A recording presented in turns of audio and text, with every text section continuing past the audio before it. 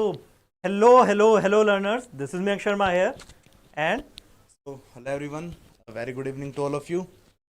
तो भाई आज हमारा सेकंड सेशन होने वाला है मयंक सर। बिल्कुल। तो भाई जितने भी लोग जस्ट 2022 के एस्पिरेंट्स हैं, यानी कि जो एग्जामिनेशन अभी देने वाले हैं, ये सेशंस भाई उनके लिए बहुत बहुत बहुत ही ज़्यादा इंपॉर्टेंट रहने वाले हैं। तो भाई सभी लोग एक काम करो, फटाफट से वीडियो को लाइक कर दो एंड दोस्तों के साथ भाई फटाफट से शेयर कर दो, सो डैट हम फिर कंटिन्यू कर पाएँ। तो सभी जो हैं कल के सेशन में आए थे, आज ये सेशन आज का उसी का कंटिन्यूशन, जैसा कि मैंने बताया। तो सबसे पहले तो कामला शंकर, गुड इवनिंग बच्चे। नेहा जहांगीर, गुड इवनिंग बच्चे। गुड इवनिंग सभी को, और इसको ज़्यादा से ज़्यादा अपने दोस्तों के साथ शेयर कर देना, ताकि जो बच्चे जो है जेस्ट के लिए प्रिपेयर कर रहे हैं वो सब भी इस सेशन से बेनिफिट हो सके। मल्लिका अर्जुन, सत्यभामा, प्रियांक त्रिपाठी, बहुत अच्छा लगता है जब तुम बच्चे आते हो जिनके नाम हमें ऑलरेडी याद है। अरव्या ज्योति, बहुत बढ़िया बच्चे। तो चलो ठीक है, आज का सेशन किस किस के बारे में होने वाला है। आज का सेशन होगा क्लासिकल मैकेनिक्स एंड इलेक्ट्रोडायनेमिक्स। तो उसके कुछ क्वेश्चंस हम करेंगे, उसके कुछ कॉन्सेप्ट देखेंगे कैसे क्वेश्चन आए हुए हैं आपके जेस्ट में, कैसे उन्हें टैकल करना है, और ये सारी चीज़ें हम आगे देख के आगे बढ़ेंगे। सर यहाँ पर बच्चे अभी कनेक्ट हो रहे हैं, तो हम जस्ट 1 मिनट में अभी स्टार्ट करते हैं। तो good evening everyone, first of all very good evening to all of you. Narendra, good evening. Datta, Nami, Vishwas जी, प्रियांक, सभी को गुड इवनिंग भाई। ठीक है, बहुत बहुत गुड इवनिंग। तो hello Raveena, good evening. Hello. तो भाई आप सभी लोगों का स्वागत है, और आज के इस सेशन में हम डिस्कस करने वाले हैं कुछ बहुत इंपॉर्टेंट क्वेश्चन। भाई जिसने कल वाला लेक्चर नहीं देखा था वो उस लेक्चर को जरूर बाद में जाकर देखना। ठीक है, तो भाई आज का लेक्चर आपका बड़ा ही गजब और इम्पोर्टेंट होने वाला है। ठीक है भाई, फटाफट से यार लाइक कर दो, शेयर कर दो फटाफट। ठीक है, यहाँ पे मल्लिका अर्जुन पूछ रहे हैं कि उनका जो है गेट का परफॉर्मेंस अच्छा नहीं था, सीएसआई का परफॉर्मेंस अच्छा नहीं था। तो कोई बात नहीं, कुछ ज़्यादा मैटर नहीं करता है। आप अभी जेस्ट के लिए जो अच्छे से प्रिपेयर कर लो, नहीं तो जेस्ट के बाद जो एग्जामिनेशन आएगा, क्योंकि नेक्स्ट सीएसआईआर भी आपका जून में ही कंडक्ट होने वाला है, तो उस टाइम पे सीएसआईआर के लिए बहुत अच्छे से प्रिपेयर करके दे सकते हो। सर हाँ भाई देखो, अपना जेस्ट एग्जामिनेशन की गजब तैयारी करो, गजब सी रैंक लाओ, टीफर में एडमिशन लो जाके। ठीक है, क्या दिक्कत की बात है भाई। जो आपका जेस्ट एग्जामिनेशन है, ये among the most premiere research institutes में अवेलेबिलिटी दिलाता है आपको कि आप वहाँ पर एज ए स्क्रीनिंग टेस्ट इसको पास करें, अच्छी रैंक लाएं और वहाँ पर इंटरव्यू के लिए अपीयर हो जाए। ठीक है, तो भाई आप सभी लोग, आपको ऐसा मौका नहीं दे पाता। सीएसआईआर आपको सिर्फ कुछ रिसर्च इंस्टीट्यूट दे पाएगा, जबकि जेस्ट जो रिसर्च इंस्टीट्यूट आपको देगा वो सीएसआईआर बिल्कुल नहीं देगा। सर मुझे तो लगता है कि जेस्ट एग्जामिनेशन अमंग द सबसे इंपॉर्टेंट एग्जामिनेशन है उन स्टूडेंट्स के लिए जो रिसर्च ओरिएंटेड अपने आप को ओरिएंटेड है। बिल्कुल बिल्कुल बिल्कुल। सीएसआईआर उनके लिए अच्छा है जो असिस्टेंट प्रोफेसर बनना चाहते हैं। जेस्ट उन सभी के लिए बहुत ज्यादा अच्छा है जो रिसर्च में करियर बनाना चाहते हैं, जो साइंटिस्ट बनना चाहते हैं, या आगे किसी अपना करियर जो है रिसर्च में ही सोच रहे हैं। सर कितने सारे इंस्टीट्यूट्स हैं, अगर आप स्टूडेंट्स अगर आप जाकर जेस्ट की वेबसाइट पर देखेंगे पार्टिसिपेटिंग इंस्टीट्यूट्स, भाई वहां पर हर फील्ड में, जिस भी फील्ड में एक फिजिक्स एस्पिरेंट वहां पर रिसर्च कर सकता है, हर तरीके के आपको इंस्टीट्यूट्स मिलेंगे। ठीक है, तो भाई जो भी आपको सूटेबल लगे, सबसे अच्छा लगे, आप वहां पर फाइनली एडमिशन ले सकते हैं। अभी मेरा सजेशन यही होगा कि भाई फुल्ली एग्जामिनेशन पर टारगेट रखें, जितनी अच्छी रैंक आएगी उतने ज्यादा चांसेस होंगे कि आप किस किस इंस्टीट्यूट्स में जा सकते हैं इंटरव्यू के लिए। ठीक है, और आपके इंस्टीट्यूट इसी बात पे डिपेंड करते हैं, सिर्फ जस्ट क्वालिफाई नहीं करना है, उसमें कुछ रैंक लेके आना है। जस्ट क्वालिफाई बहुतों का हो जाता है, लेकिन जो रैंक लेके आएंगे सिर्फ उन्हीं को जो है बहुत ज्यादा चांस मिलेगा।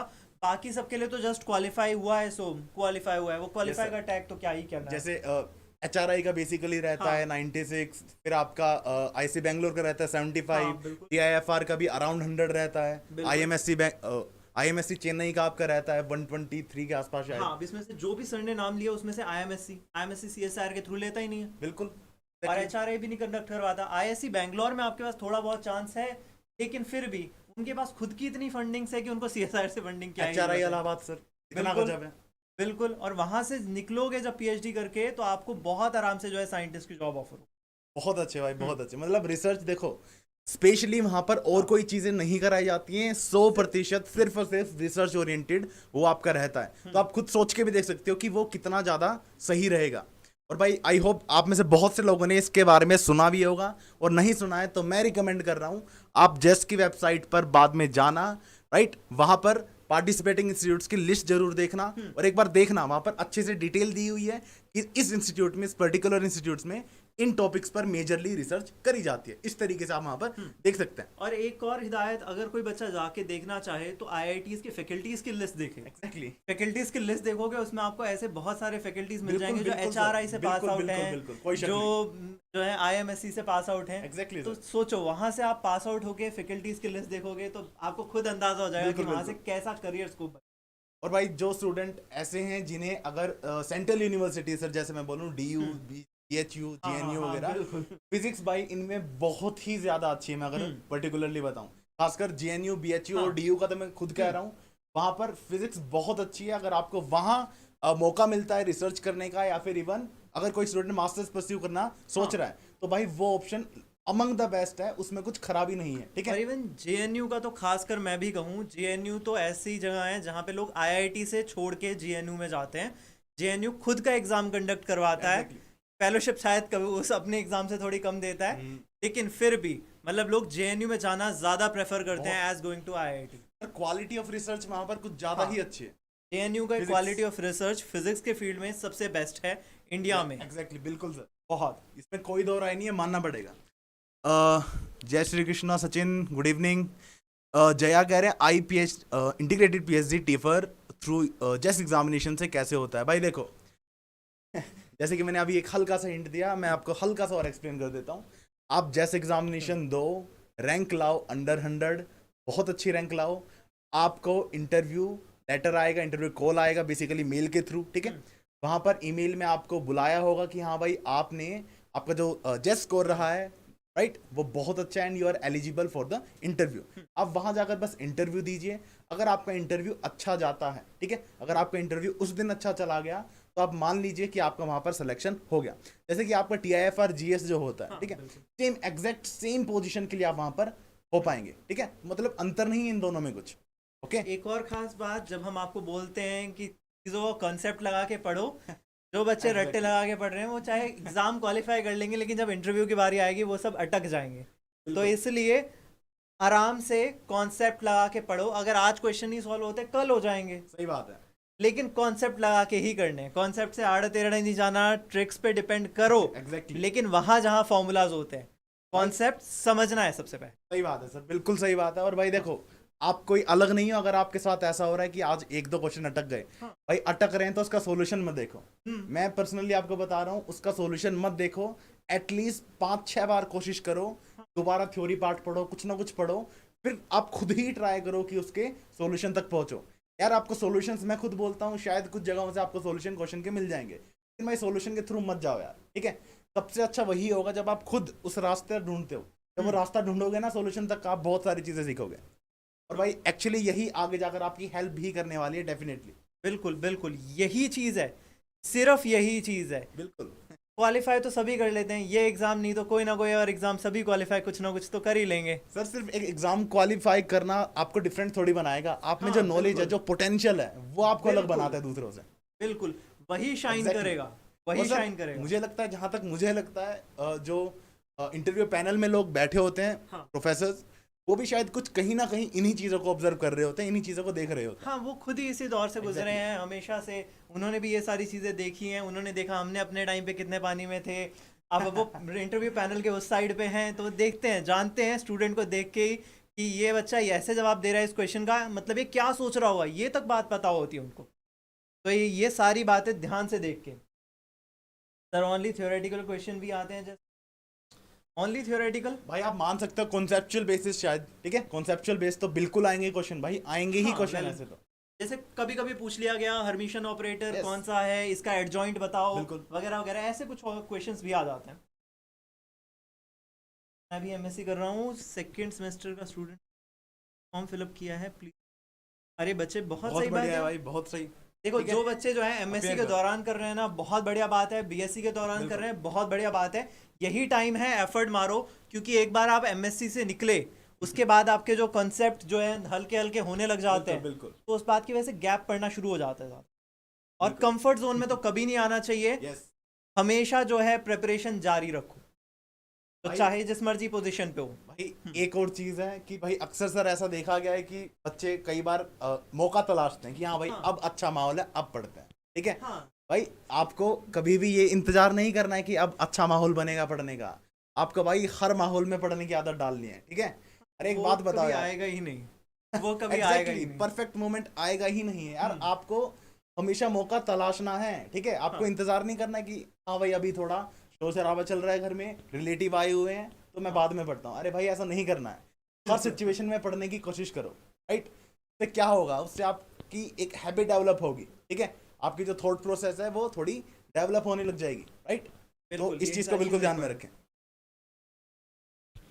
तो ठीक है सर, हाँ। शुरुआत करते हैं। बहुत बिल्कुल, सारे बिल्कुल। लोग जुड़ गए हैं यार, अभी यहाँ 60-70 लोग हैं भाई, फटाफट से लाइक करो, ठीक है। भाई मुझे यहाँ 70 लाइक दिखने चाहिए अभी अर्जेंटली। भाई फटाफट से यार सभी लोग लाइक कर दो, वीडियो को शेयर कर दो, फिर अपन चालू करते हैं, ठीक है। हाँ हाँ बिल्कुल। चलिए सर शुरू करते हैं फटाफट। हाँ बिल्कुल। सबसे पहले तो कुछ बातें बता देते हैं आप। पहली तो भाई जितने भी लोग आईआईटी जैम 2023 की तैयारी करना चाहते हैं, यानी कि आईआईटी जैम 2023 का एग्जामिनेशन देना चाहते हैं, उन सभी लोगों के लिए एक नया बैच लॉन्च हो रहा है 1 मार्च को। 1 मार्च को ये बैच लॉन्च हो रहा है और इसकी जब वैलिडिटी रहेगी, जो आप सब्सक्रिप्शन आपका रहेगा वो रहने वाला है 12 मंथ्स का, यानी कि 28 फरवरी आपके एग्जाम के बाद तक ये वैलिड रहने वाला है। यहां पर आपको मिलेंगे भाई 600 plus hours of live lectures, ठीक है। और साथ में ही 250 प्लस टीचर हैंडआउट, जिससे कि शॉर्ट नोट्स बनाने में काफी ज्यादा हेल्प रहेगी। और यहीं पर आपको मॉक टेस्ट भी मिलने वाले हैं, जिसमें 30 प्लस आपके मॉक टेस्ट रहेंगे टॉपिक वाइज, राइट। फिर आपके 6 प्लस आपके फुल मॉक टेस्ट होने वाला है, फुल लेंथ यानी कि पूरे सिलेबस का। और फिर आपका यहीं पर 2500 प्लस आपको प्रैक्टिस क्वेश्चन मिल जाते हैं। भाई यकीन मानो, अगर इतने क्वेश्चन आप ढंग से कर लेते हो तो भाई मामला आसानी से निकल जाएगा, ठीक है। यहां पर अगर आपको इसके रिगार्डिंग कुछ भी डाउट है, कुछ भी आप चीज जानना चाहते हैं, तो भाई सबसे बेस्ट ऑप्शन है वेबसाइट पर जाओ ifsonline.com।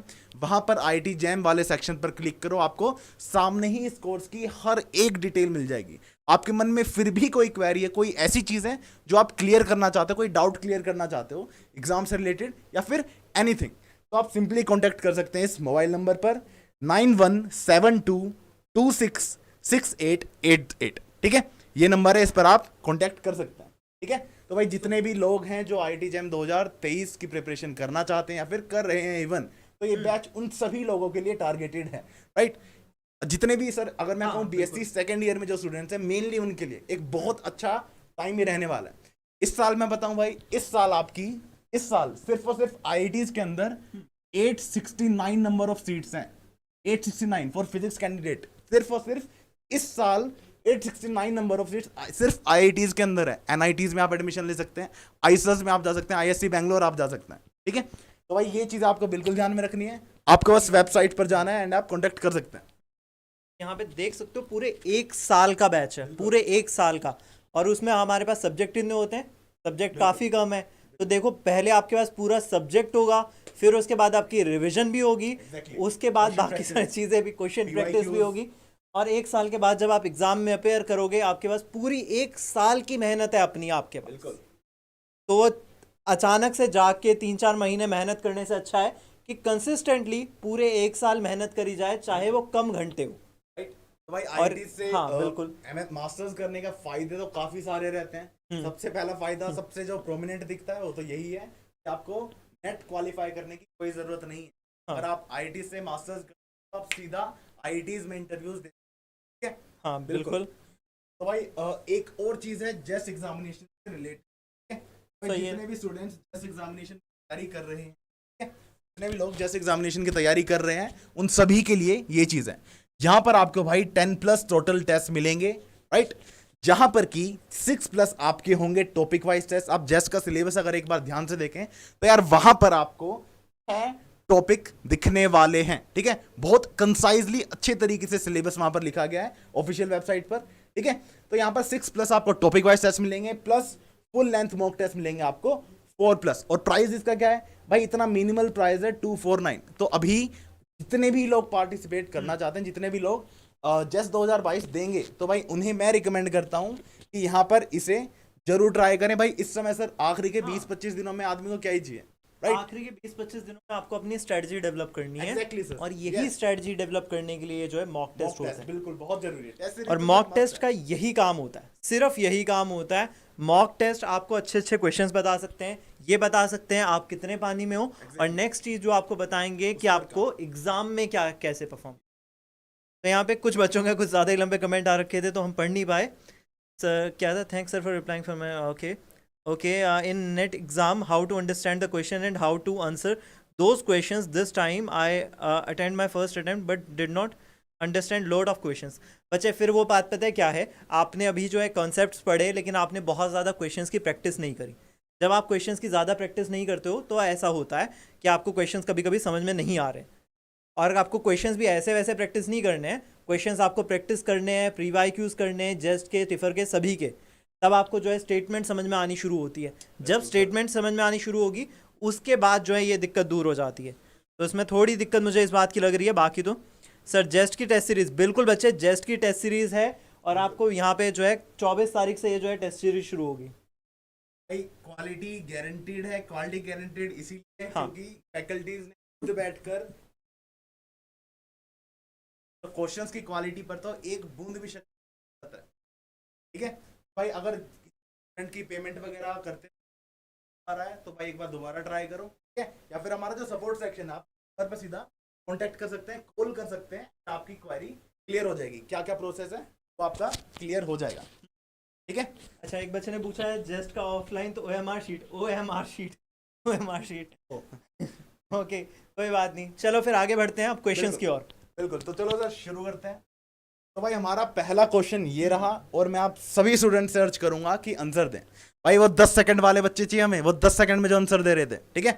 लास्ट टाइम भी जो थे, जो बिल्कुल 10 सेकंड में आंसर आ रहे थे, बिल्कुल सर बहुत बढ़िया बात थी। सर मैं कह रहा हूँ बच्चे चीता हैं, एक बार क्वेश्चन पढ़ते ही 10 सेकंड में आंसर देंगे। हाँ चलिए इनको क्वेश्चन पढ़ते हैं।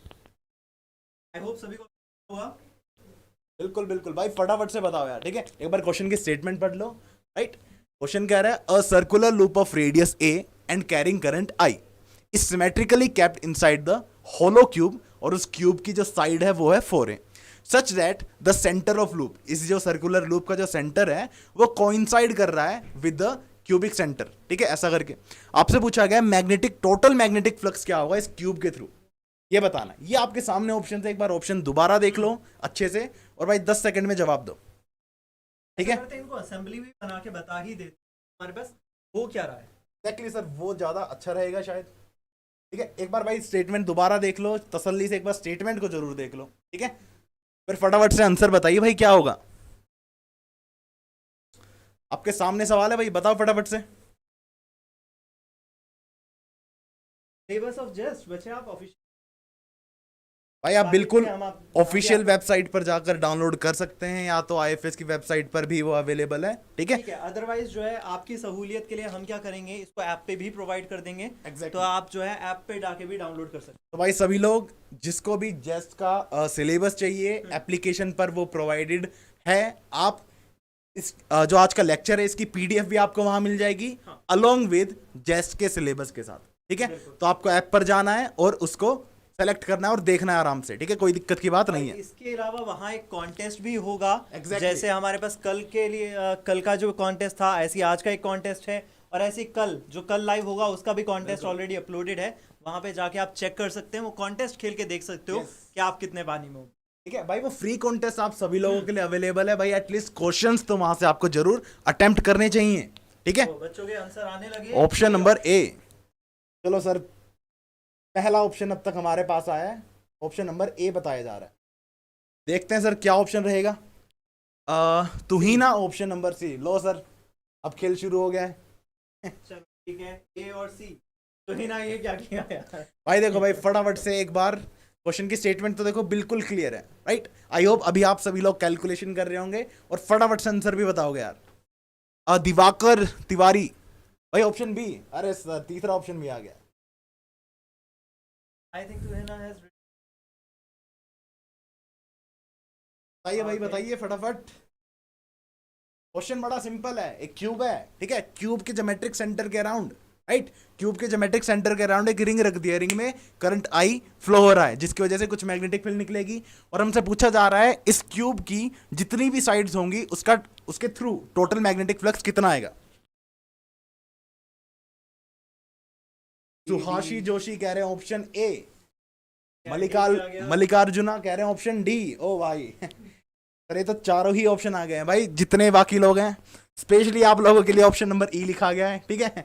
None of this. एक बार जो है असेंबली भी आई थिंक बिल्कुल समझा सर, एक देते हैं, बार बिल्कुल। फिर उसके बाद जो है आई थिंक बच्चे थोड़े ज्यादा बेहतर तरीके से कर। यहाँ पे आपके पास एक क्यूब है, यस। अब ये क्यूब है, क्यूब के अंदर आपके पास एक वायर है circular loop, exactly sir, right, about it's geometric centre, right. तो ऐसा करते हैं, एक नया कलर चूज कर लेते हैं। यहाँ पे आपके पास एक वायर है, बिल्कुल ऐसा। और इस वायर में से जो है करंट बह रहा है आई, राइट। इसका आई थिंक रेडियस भी दिया हुआ था, रेडियस ए गिवन है और इसकी साइड 4a गिवन है। हाँ, तो इसकी साइड भी गिवन है 4a, इसका रेडियस ए गिवन। अब यहाँ पे देखो आपके पास करंट की डायरेक्शन क्या होगी। करंट की डायरेक्शन आई सपोज मेंशन नहीं थी, तो अगर ऐसी होगी तो ऊपर अगर या तो सर- नॉर्थ पोल बनेगा, नीचे साउथ पोल, या फिर इसके अलावा ऑपोजिट हो सकता है। क्वेश्चन में जानबूझकर नहीं दी हाँ। गई है, क्योंकि अगर आप भाई कोई भी डायरेक्शन लो, सिमेट्रिक चीज है, एक ही बात है, ठीक है। हाँ, बिल्कुल। अगर स्टूडेंट ए यहाँ खड़ा होकर देख रहा है तो उसको क्या दिखेगा, और स्टूडेंट बी यहाँ खड़ा होकर देख रहा है तो उसको क्या दिखेगा, ठीक हाँ, है। बिल्कुल। तो बात एक ही है, तो आप फटाफट से बताओ। Varsha Kumari B, Mallikarjuna D, Akash Rana option D. Sir option number E भी आ चुका है, ठीक है। चलो सारे ही हो चुके हैं। फाइनली एक और ऑप्शन, पांचवा भी ऑप्शन हमारे पास आ गया है, ठीक है। तो भाई जो ऑप्शन नंबर ई बता रहे हैं उनसे मैं रिक्वेस्ट करूंगा कि आप एक बार आंसर जरूर बताएं कि आपके हिसाब से आंसर क्या यहाँ पर आ रहा है, ठीक है। Option number E, none of this जिसने चूज करा है, मैं उससे रिक्वेस्ट करूंगा कि एक बार आंसर जरूर बताएं कि करेक्ट आंसर इसका आपका क्या आ रहा है, ठीक है। फटाफट से बताओ भाई, सामने सरल क्वेश्चन है बिल्कुल बाल का वाला। सभी को याद होगा कि फ्लक्स निकालते कैसे हैं। होप फ्लक्स निकालना पता होगा, मैग्नेटिक फील्ड भी पता होगी, और ये वाली चीज भी पता होगी, dot D L two mu naught I. यहाँ पे जो आता था आई, जो होता था आई एनक्लोज, मतलब करंट जितना उसके अंदर है। बिल्कुल बिल्कुल अब सर। थोड़ा इसको अप्लाई करो और फिर देखो कि आपके पास क्या आंसर आना चाहिए। और फ्लक्स कैसे निकालते हैं, मैग्नेटिक फील्ड बाय एरिया। भाई देखो क्वेश्चन था बड़ा सरल, ठीक है। क्वेश्चन है बड़ा सरल। जब मैंने कहा था भाई 10 सेकंड, उसका मतलब था 10 सेकंड, 11वीं नहीं लगनी चाहिए थी। आकाश राणा कह रहे हैं 0 सर। 0 सर ऑप्शन नंबर ई वाले का आकाश राणा बोल रहा है ऑप्शन नंबर ई 0 आंसर। बिल्कुल बढ़िया भाई। Creative hub, hello. हेलो बच्चे। अरे creative hub, you are back. एक बार सवाल देखो भाई, फटाफट से जवाब दो इसका, ठीक है। ओके सर, सो यहाँ पर पांचों के पांचों ऑप्शन स्टूडेंट्स ने अब तक सही बता दिए हैं। सो लेट्स चेक कि करेक्ट आंसर क्या होना चाहिए था। अरे यार एक बात बताओ, एक बात बताइए, अपने पास कुछ ऐसा सिस्टम गिवन है, सर ने डायग्राम बनाकर आपको दिखाया। अब यहाँ पर भाई आपकी मैग्नेटिक फील्ड्स जो रहेंगी वो कुछ इस तरीके से रहेंगी, ठीक है। इस तरीके से आपकी मैग्नेटिक फील्ड्स कुछ रह रही होंगी, राइट। ये जो आपका सर्कुलर लूप है, काइंड ऑफ एक you can say bar magnet, उस तरीके से काम कर रहा होगा। अब यहाँ पर ध्यान से देखो यार, जब आप टोटल मैग्नेटिक फ्लक्स के बारे में बात कर रहे हो इस क्यूब के थ्रू, इस क्यूब की हर सरफेस के थ्रू जो आप टोटल मैग्नेटिक फ्लक्स के बारे में बात कर रहे हैं, अरे वो क्या आएगा भाई? भाई टोटल बताओ, टोटल क्या आएगा? सौरभ ऑप्शन ए कह रहे हैं, तुषार 0 कह रहे हैं। ओके तुषार, अनट्यून डायरी mu naught 16 a square. Okay okay okay 16 का एरिया। Okay okay okay. तो भाई देखो क्वेश्चन बहुत इजी था यार, इसमें आपको कैलकुलेशन बिठाने तक की जरूरत नहीं थी। और भाई देखो बच्चों, अब तक आप 96 आ चुके हो, मैं कह रहा हूँ सेंचुरी मार दो फटाफट, ठीक है। और भाई लाइक ठोक दो यार फटाफट, ठीक है। मुझे यहाँ 100 लाइक चाहिए अभी अर्जेंटली। हाँ बिल्कुल, इम्बैलेंस नहीं होना चाहिए, जितने व्यूज उतने लाइक्स, ठीक है। बिल्कुल मामला जमे रहना चाहिए, बिल्कुल ठीक है। बहुत बढ़िया बच्चे। फ्लक्स 0 रहेगा, टोटल फ्लक्स 0 रहेगा। अरे यार सोच के देखो, बहुत इस सिस्टम के थ्रू आपका जो क्यूब है उसके थ्रू कितनी मैग्नेटिक फील्ड लाइंस अंदर आ रही हैं और कितनी एग्जिट कर रही हैं, इस तरीके से थोड़ा सोच के देखो। अरे यार जितनी एंटर हो रही होंगी उतनी ही तो एग्जिट करेंगी। ये जो लूप बनेगा आपको कुछ इस तरीके से बनेगा, इस तरीके से मीट आउट होंगे मैग्नेटिक फील्ड लाइंस। तो कैसे भी होता, हमेशा जो है जब आपके शेप के बीच में ही ये सारा सिस्टम रखा हो तो हमेशा फ्लक्स 0 ही होना। सर एक चीज और यहाँ देखने को मिली कि इस रिंग की सेंटर के अबाउट ओरिएंटेशन पर डिपेंड नहीं कर रहा मामला। हाँ बिल्कुल, चाहे जिस मर्जी डायरेक्शन में हो, इवन शेप भी चाहे जो मर्जी होती, बस शेप के बीच में एनक्लोज्ड है आपका सिस्टम, फिर कोई दिक्कत नहीं है। इवन यहाँ पर आपके पास क्यूब की जगह कोई और शेप दे दी जाती, मान लो कुछ ऐसा केस दे दिया कि कोन के बीच में रख दिया है, हाँ, तब भी कोई दिक्कत आपके नहीं पास होती है अगर आपका वो कोन एनक्लोज है, कुछ वॉल्यूम एनक्लोज कर रहा है तो। हाँ, ऐसा करके मामला है। अरे भाई बिल्कुल सही हाँ, तुषार, आई बिल्कुल एनक्लोज सही, 0 है, बहुत बढ़िया। यही ना बात, यहाँ से कर लिया ना सबने यूटिलाइज आई एनक्लोज, बहुत बढ़िया। बहुत अच्छे यार, बहुत चलो अच्छे। इसी क्वेश्चन में अब एक थोड़ा सा काम और बिल्कुल, करते थोड़ी हैं। modification जैसे यहाँ करते पे हैं। यहाँ पे आपके पास एक सर्कल है, मान लो कि आपके पास ये सर्कल जो है बाहर से आता, ओके ऐसे जाता, तो अब एक डायरेक्शन में आपके पास करंट इधर है, दूसरी डायरेक्शन में करंट इधर है, और इसकी जो लेंथ है, अब वो लेंथ है वो 4a से ज्यादा है, मतलब इस एज से बाहर निकल रहा बिल्कुल, है बिल्कुल। और इस एज से भी बाहर निकल रहा है। उस वाले केस में कुछ कहना चाहोगे? बताइए भाई, ऐसे केस में क्या होता? एक बार क्वेश्चन दोबारा देख लो भाई, कुछ स्टूडेंट्स अभी ज्वाइन कर रहे हैं, क्वेश्चन एक बार फटाफट से देख लो, और यार लाइक वाइक ठोक दो यार, ठीक है, फटाफट। तो बेसिकली जो मैंने सर्कल बनाया था वो इलिप्सॉइड शेप था। ओके, सवाल एक बार देख लो, ओरिजिनल सवाल ये था, यहाँ पर 5 के 5 ऑप्शन स्टूडेंट्स ने बताए थे, यानी कि क्वेश्चन में कुछ ना कुछ तो गड़बड़ है, ठीक है, कुछ तो गड़बड़ है। बिल्कुल आकाश राणा, बिल्कुल अच्छे सही थे। सर मैं कह रहा हूँ बच्चे चीता हैं, ठीक है, हल्की सी गलती, हल्की सी क्वेश्चन की स्टेटमेंट ध्यान से ना पढ़ने की वजह से शायद गलती हो गई होगी, बाकी कोई दिक्कत की बात नहीं, तेज भाग गए, थोड़ी देखा नहीं, ठीक है।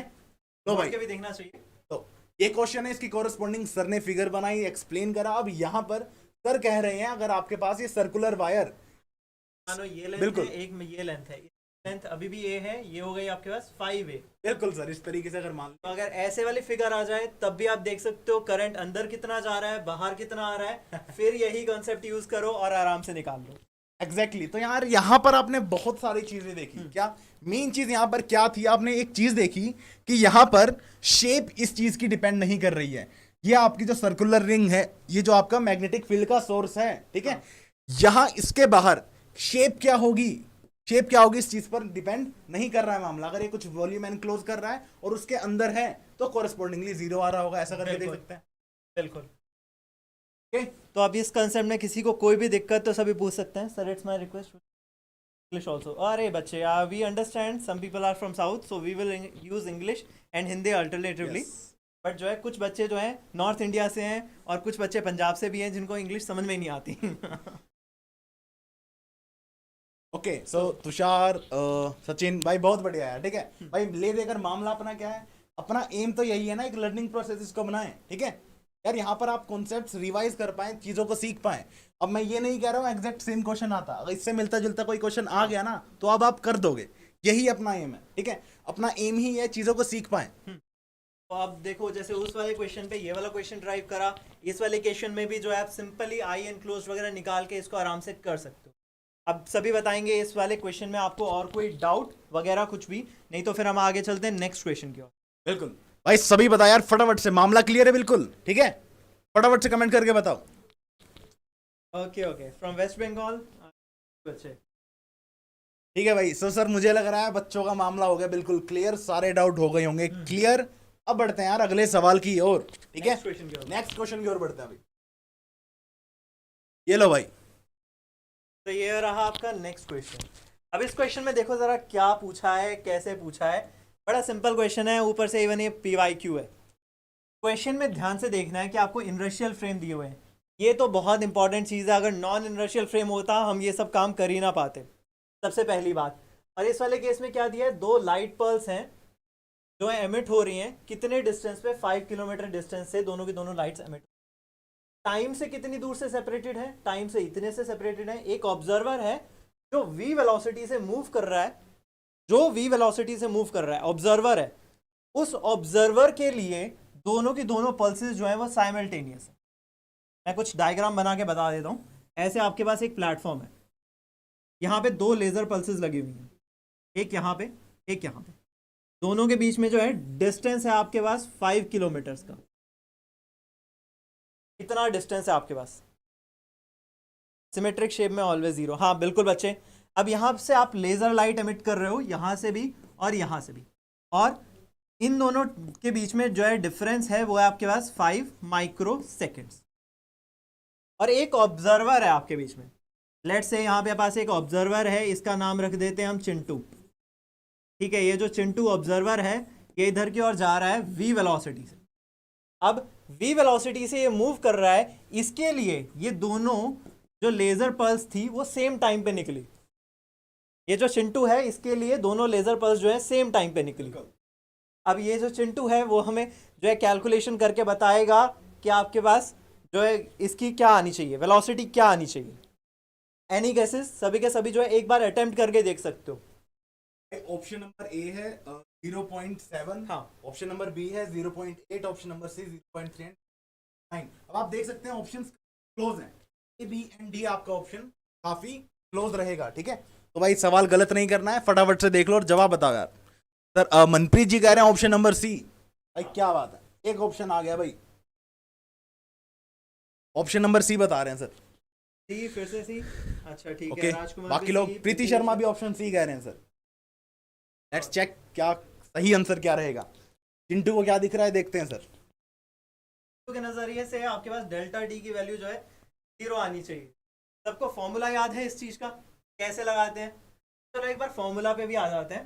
फॉर्मूला भी मैं बता देता हूँ सबको क्या है। तो सबसे पहले इसका फॉर्मूला होता है delta T is equal to delta dash plus D by square delta X dash divided by 1 minus B square by, right. इस तरीके से इसका लिखते हैं फॉर्मूला। yes, और भाई क्वेश्चन में ही सब कुछ गिवन है यार। क्वेश्चन में जो चीज मेंशन्ड है उसके बेसिस पर सिंपली आप क्वेश्चन कर पाएंगे अगर आपको ये फॉर्मूला याद है तो, ठीक है। अब एक बात देखो, जब भी आपके पास कुछ ऐसा हो ना, लेफ्ट हैंड साइड पे कुछ चीज 0 दे रखी हो, आप डिनोमिनेटर को कंसीडर ही मत करो, एग्जैक्टली रख दो साइड पे। कुछ भी डिनोमिनेटर में हो, सिर्फ न्यूमरेटर में 0 होना चाहिए, अदरवाइज तो कोई पॉसिबल आउटकम ही नहीं है। एग्जैक्टली हाँ, लॉरेंस इक्वेशन टाइम वाली। यहाँ पे बहुत आपके बढ़िया। Delta T dash plus pi square delta X dash तरीके से मैं लिख सकता हूँ। अब मैं क्या करूंगा, बस इसकी वैल्यू पुट करूंगा, वो है आपके पास 5, और इसकी वैल्यू भी आपके पास 5। ये दोनों वैल्यूज पुट करी और इससे मेरे को सिंपली जो है इस चीज का आंसर निकालना। तो अब यहां से आते हैं हम, थोड़ा सा चेक करते हैं। v की वैल्यू आ जाएगी आपके पास, वैल्यू आपके पास आ जाएगी 5 micro second divided by 5 kilometres. अब यहाँ पे एक बात देखने वाली है, यहाँ पे तो आपके पास आंसर आ रहा है सी स्क्वायर में, पीछे आपके पास सारे आंसर सी में दे रखे थे, पीछे आंसर से भी सी में दे रखे थे। बिल्कुल। अब यहाँ पे ये काम कैसे करना है, वो सिंपल से ऐसे, माइक्रो सेकंड को हम क्या लिखते हैं, 10 raise to power minus 6 seconds, और किलोमीटर को लिखते हैं हम 10 रेज टू पावर 3 सेकेंड्स। यहाँ पे सी स्क्वायर है, और सी स्क्वायर को मैं लिख सकता हूँ, तो मैं कर देता हूँ 10 raise to power minus 9 into 10 raise to power 8। मैंने सिर्फ एक सी की वैल्यू लिखी है, दूसरे सी की वैल्यू नहीं डाल देता हूँ साथ में सी। यहाँ से मेरे पास आ जाएगा 3 into 10 raise to power minus आ जाए 0.3। बहुत बढ़िया सर। सर देखो बच्चे सभी के सभी यही आंसर दे रहे हैं, नेहा जहांगीर सभी यही आंसर दे रहे हैं सर। ऑप्शन नंबर आपका सी ही सही बता रहे हैं, ठीक है। तो ऑप्शन नंबर सी अपना 0.3 सी है, और कुछ यही अपना भी आ रहा है, ठीक है। तो देखो कितने सिंपल तरीके से काम करना है, बस एक प्रोस्पेक्टिव समझने की जरूरत होती है कि आपके पास किसके प्रोस्पेक्टिव से काम करो, बिल्कुल, इसके अलावा तो और कुछ नहीं, ठीक है। और एक और चीज, बच्चे अक्सर इसमें कंफ्यूज होते हैं, कुछ बच्चों ने यहाँ पे माइनस डाला हुआ, प्लस डाला हुआ, उसकी चिंता मत किया करो, यहाँ पे लास्ट में जाके कंपनसेट कर दिया करो, क्योंकि ये जो डेल्टा एक्स है, अगर आप लेंथ इस पॉइंट से इस पॉइंट तक मैयर करोगे, x2 माइनस x1, और या फिर मैयर करोगे x1 माइनस x2, लेंथ तो दोनों एग्जैक्टली माइनस साइन आगे पीछे आप ठीक कर है। सकते हो बड़ा, मतलब यहाँ पर साइन की कंफ्यूजन हो भी तब भी दिक्कत की बात ज्यादा नहीं होगी, ठीक है। वो आपको लास्ट में पता चल जाएगा, अगर आपका माइनस साइन सामने आने लगे तो आपको पता चल जाएगा कि आपके हमने जो है ऐसी दिक्कत करी है, और वहां पे आप उसको कंपनसेट कर सकते हैं। कन्वेंशन से सर इजीली देखा जा सकता है कि क्या साइन आएगा, ठीक है। तो कोई दिक्कत की बात यहाँ पर है ही नहीं सर। क्रिएटिव हब 0.3 यानी कि ऑप्शन नंबर सी, बिल्कुल option Babita Saran option C. चलो भाई तुषार डन, बढ़िया, बहुत बढ़िया यार, ठीक है। तोहिना वगैरह यार सर सभी का सही आंसर आ रहा है, ठीक है। तो सर अगर इसी क्वेश्चन में कुछ चेंजेस लाएं, हम ये जो चिंटू था, अगर ये रेस्ट पे होता तब साइमल्टेनियस होता, तब हमारे पास इक्वेशन ही पलट जाती। जी बिल्कुल राइट। इसके अलावा अगर हमारे पास चिंटू के लिए ये टाइम ना वेरी कर रहा होता, इसके बजाय बताया होता डिस्टेंस कितना वेरी कर रहा है, तब हमारे पास इक्वेशन बदल जाती। तो मतलब सर अगर देखा जाए तो जो आपके रिलेटिविटी के जो क्वेश्चंस रहेंगे, हाँ, वो कुछ इस तरीके की रहेंगे कि अगर आपको फॉर्मूला याद है और सिर्फ फॉर्मूला याद नहीं, आपको पता है कि फॉर्मूले में किस चीज का क्या मीनिंग है, हाँ। तब कोई क्वेश्चन नहीं रुकने वाला है, ठीक है। हाँ। इस तरीके से सर बिल्कुल खुलकर देखा जा सकता है। बिल्कुल भाई क्वेश्चंस आपको कुछ बहुत अलग नहीं बनाएगा, क्वेश्चन इसी तरीके के रहेंगे। एट मैक्स लैंग्वेज थोड़ी ट्रिकी कर सकता है, हाँ। क्वेश्चन हमेशा इजी ही रहेंगे, ठीक है। अच्छा, अगर ये चिंटू एक फोटोन होता तो? अब बताओ भाई, अगर ये चिंटू जो है स्पीड ऑफ लाइट से मूव कर रहा होता, फिर तो तब क्या होता? तब क्या होगा भाई? अगर मान लो यहाँ वी की जगह ये बंदा स्पीड ऑफ लाइट से मूव कर रहा होता, तब क्या सिचुएशन होती? उस केस में आपके पास क्या हो जाता, कैसे चीजें आ जाती? तब इस वाले केस में जो इसका टाइम है वही इसका टाइम Exactly. होता, दोनों के बीच में कोई डिफरेंस नहीं आता, नो टाइम डायल।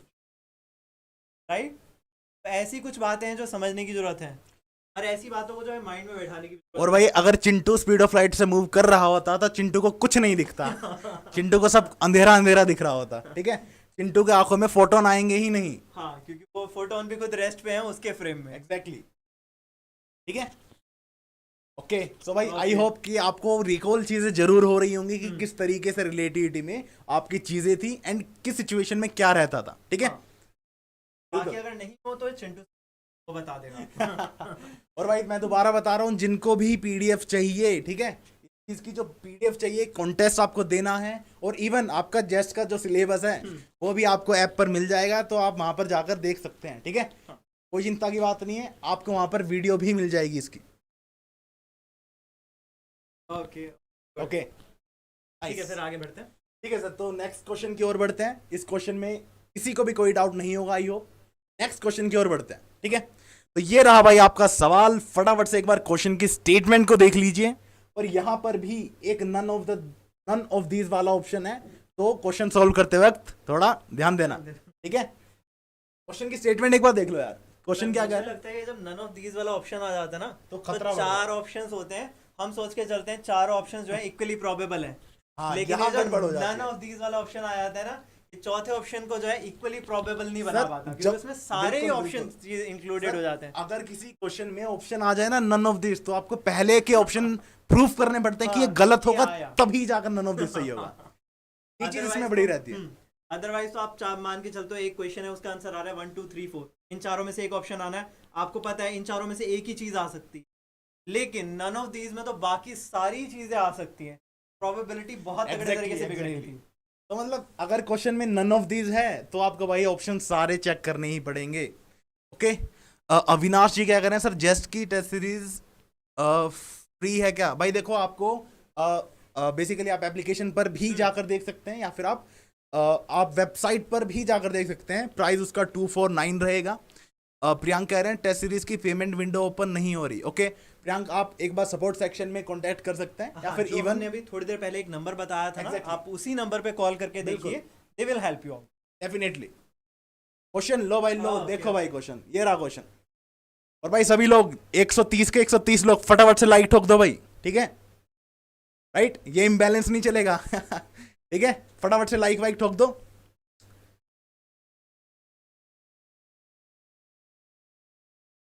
फटाफट से सॉल्व करके ऑप्शन बताओ भाई, करेक्ट ऑप्शन क्या रहेगा?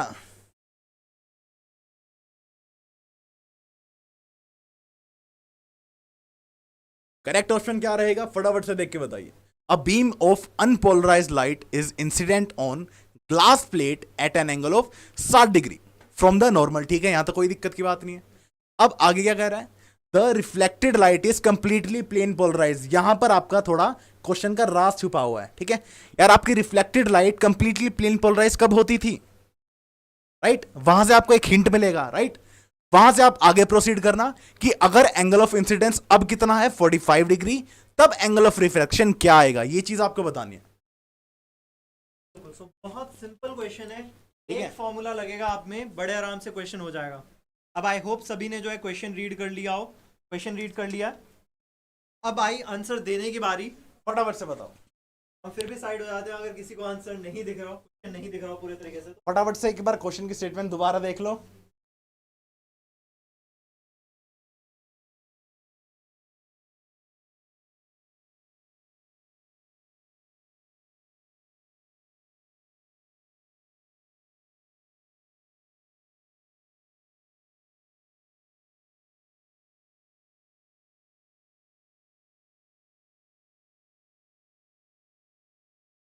हाँ भाई, क्रिएटिव अब कह रहे हैं 0 और 180 डिग्री।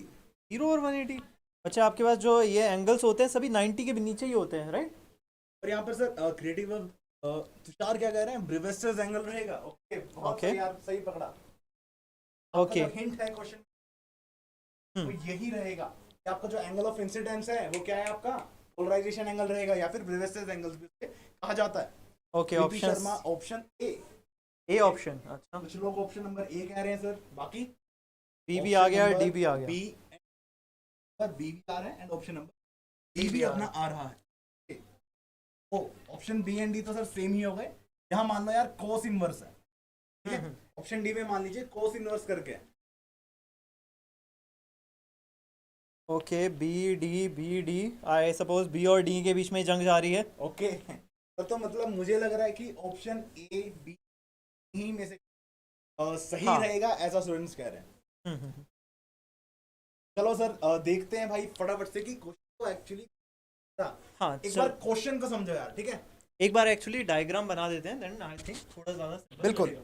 वही वही एग्जैक्टली यार। देखो क्वेश्चन, देखो अगर एग्जाम में ऐसा क्वेश्चन आया आपका, ठीक है, अगर एग्जाम में ऐसा क्वेश्चन आया तो आप कैसे सॉल्व करोगे? आपको डायग्राम नहीं गिवन है, आपको इन स्टेटमेंट्स को देखकर पहचानना है कि आपको जो नॉन नॉलेज है उसकी हेल्प से कैसे आप डायग्राम बनाएंगे एंड कैसे फर्दर प्रोसीड करेंगे। ओके ओके, बिल्कुल सौविक, सौविक। ओके ओके, भाई, ऑप्शन नंबर डी में कोस इनवर्स 1/6 है, ठीक है? मैं यहाँ पे नीचे लिख भी देता हूँ, कोस इनवर्स फर्स्ट 1/6, 1/√6, है √6। ऑप्शन हमने दोबारा से लिखा है। मेघाराज ऑप्शन नंबर ए कह रहे हैं सर, तो मतलब ऑप्शन ए एंड बी के बीच में मेजरली यहाँ पर जंग चल रही है। भाई सभी लोग लाइक वाइक ठोक दो, ये रेशो बरकरार नहीं रहनी चाहिए, रेशो 1 आनी चाहिए, ठीक है? जैसे सबको पता हुआ n/p की रेशो जो है जब बिगड़ जाए तो बीटा डीके हो जाता है। तो यहाँ पे हमारे से भी बीटा डीके ना हो जाए, इसलिए जो है n/p की रेशो जो है बरकरार रखनी चाहिए। जैसे आपको बताओ, चाहे एन टाइप हो चाहे पी टाइप सेमीकंडक्टर हो, अगर आप जैसे जैसे उसको हीट करते जाओगे n/p रेशो या फिर p/n रेशो टेंडिंग टू 1 आती जाएगी। उसी तरीके से नंबर ऑफ कंकरेंट व्यूअर्स और लाइक की रेशो 1 आ जानी चाहिए, ठीक है? और जिसमें कि लाइक्स ही बढ़ने चाहिए। ठीक है, कंडीशन अप्लाई, राइट? तो भाई सर मुझे लग रहा है कि ऑप्शन बी एंड ए में से ही बच्चों का मामला लग रहा है। क्वेश्चन की एक बार स्टेटमेंट देखते हैं यार। क्वेश्चन क्या कह रहा है? A beam of unpolarised light, जो लाइट आपकी एंटर हो रही है, इंसिडेंट हो रही है, वो अनपोलराइज्ड लाइट है। और कह रहा है ग्लास प्लेट पर ये टकराई 60 डिग्री एंगल बना रही है नॉर्मल से, राइट? ग्लास प्लेट से जो नॉर्मल है उस पे 60 डिग्री एंगल बना रही है। अब ये अनपोलराइज्ड लाइट क्या हो गई? ये कंप्लीटली रिफ्लेक्टेड हो गई। कब? जब ये जो रिफ्लेक्टेड लाइट रहेगी ये कंप्लीटली प्लेन पोलराइज हो गई। भाई ये चीज कब होती है, किस सिचुएशन पर होती है? एक पर्टिकुलर इंसिडेंस ऑफ एंगल पर ही ये चीज पॉसिबल हो पाती है, जिसे अपन क्या कहते हैं? एंगल ऑफ पोलराइजेशन, ठीक है? ये आपकी जो पोलराइज लाइट बनाने का वन ऑफ द मेथड्स, इसको हम कह सकते हैं, ठीक है? बिल्कुल बिल्कुल अंट्यू डैरी, बिल्कुल परफेक्ट यार, बिल्कुल सही बात पकड़ी है। रिफ्लेक्शन कंप्लीटली पोलराइज हो रहा है, यानी कि ब्रेविस्टर्स एंगल है, उसको एंगल ऑफ पोलराइजेशन इस तरीके से भी कहा जाता है, ठीक है? अब यहां पर सिंपली आपको कुछ एक्स्ट्रा नहीं करना है, सिंपली एक बार मैं क्वेश्चन दोबारा बता देता हूं आपको। मान लो ये आपकी ग्लास प्लेट है, ठीक है?